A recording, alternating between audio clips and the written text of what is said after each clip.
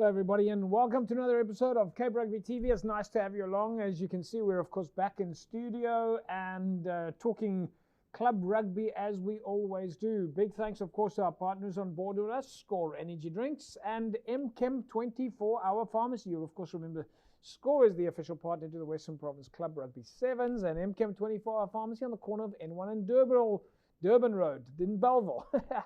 Right, so folks, of course you'll know it was the Score Western Province Club Rugby Sevens about 3 weeks ago at Newlands, which was a fantastic opportunity for the clubs to get together. But what we did not have a time during the live broadcast and the live streaming and the run-up to the, at least the draw, was we didn't have a time really to speak to the coaches from the various Sevens team. So tonight we're going to catch up with Robert Olivier. He's of course head coach for the Sevens side at Durban. We'll speak to Sean Gutu from Gardens Rugby side.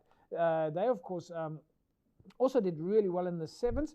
And we'll speak to Andries Karstens from Durban, Sevens coach there. And of course Peter Links, head coach for Hands and Hearts. And of course you all know that Hands and Hearts ended up walking away with the title. So fantastic show lined up then this evening, and we'll also talk to Faisal Felton from Western Province Rugby, find out a little bit about what's happening now. We of course know that Western Province have got the Women's High Performance Coaching course happening this weekend. But on the line with me now, the current, or shall we say the new Score Western Province Club Rugby Sevens champions, head coach Peter Links. Peter, nice to have you on the show, man. Yeah, good to see you again. How are things with you? JP, thanks. Nice to be back. I'm fine. Peter, congratulations. I suppose that's the first words that must come out of my mouth. Congratulations. You are now the Score Western Province Club Rugby Sevens champions. How does it feel? Yeah, JP, it was nice. We had a highly frustrated 2 years where rugby had to take the backseat due to the setback of the pandemic. And I think the hunger brought everything to the fore, where we showed the talent that's in Hands and Hearts, especially in Kraaifontein community. So it's well done to the boys. They really did good. Hard work really paid off. We worked hard. Preparing for the Sevens, and everything went well. We had 2 pools where we win all our games, and the 3 games in the final we played against mighty Marties, and we showed Marties how Hands and Hearts taste. So Peter, just talk us a little bit through this process, because obviously you know, it takes a lot of training. You need a team that is able to gel with each other, and you obviously need to be quite fit. I mean, how did you guys get to this point? You know, like you mentioned, you played obviously in the matches in the 2 weeks that we had of Sevens leading up to this, but it didn't happen for you just by playing in those fixtures. You obviously managed to keep the guys active before the Sevens started. Yeah, JP, we had hopes that the Score Sevens will come off. And so what we did is I opened the invitation to all the players, and we started about, say, 3 to 4 weeks before the competition started. When we started, there was not a definite that we will have the Sevens, but the players started coming out to the field. We had under 21, we had third team, we had second team players, and I had a group of almost 30 players. And I had to trim when Faisal, the union, informed us that the Sevens will take place. So we had to trim the team, and I worked with a group of 22 players. But unfortunately, we could only accept 15 because only 15 were allowed on the day. But we had a great mixture of experienced players and youth, inexperienced youngsters. We had about 6 under 20 players. That was also part of our group. And we worked really hard because we knew that if the opportunity is there, Hands and Hearts want to showcase their talent. And all of you know that there is talent in our club. But title or no title, that was the real pleasure for us. It was watching Hands and Hearts, seeing the players, the familiar faces, and then of course watching you guys sing the song afterwards, which I think is it's not what we do, it's how we do it. Yeah. That was for me an emotional moment. I've got a video, in fact, that I want to show you guys and we'll send to you. But that kind of, for me, really epitomized also the spirit of club rugby. I mean, you could not get a better picture of the spirit of club rugby. The blend of youth and experience, players playing for each other, and then celebrating in the way that they did. I mean, you must be really proud of the guys. Yeah, brotherhood, JP, nice spirit amongst the players. I actually used Anthony Taylor as a player coach. He actually assisted me, and that was something good for the players to work with the player himself. And the discipline were there, and I think because of that, that is why they did so good. And the hunger also, they were hungry just to be on the field, just to take part in the competition again. Yeah. And that is why we did so good. Yeah. Let's take a look at the match between. But the brother was there.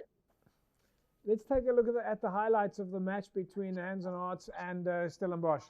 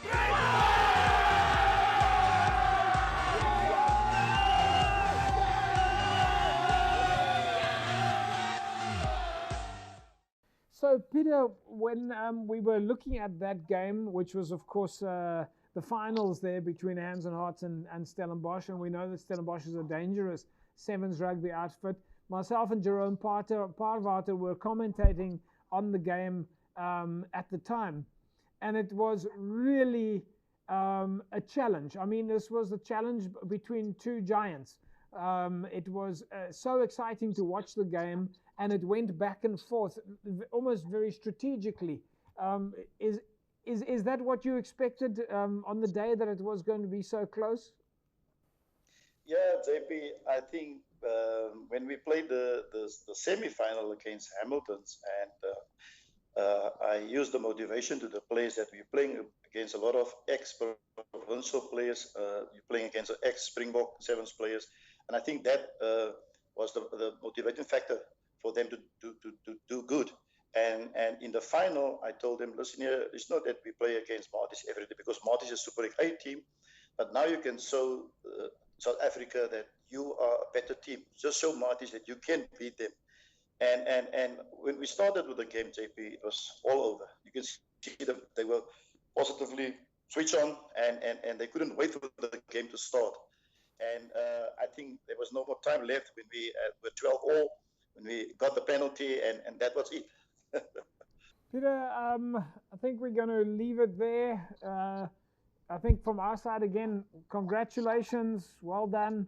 I'm hoping that the players are all watching tonight, and from our side, it was great to not just see the rugby and the result, and that you guys took the you know, took the trophy home with you, but fantastic to see the spirit of the players in the team.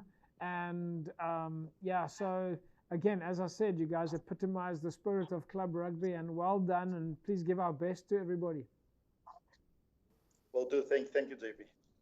There we go, folks. Peter Links, head coach of Hands and Hearts Rugby Football Club, or the Rainbow Boys.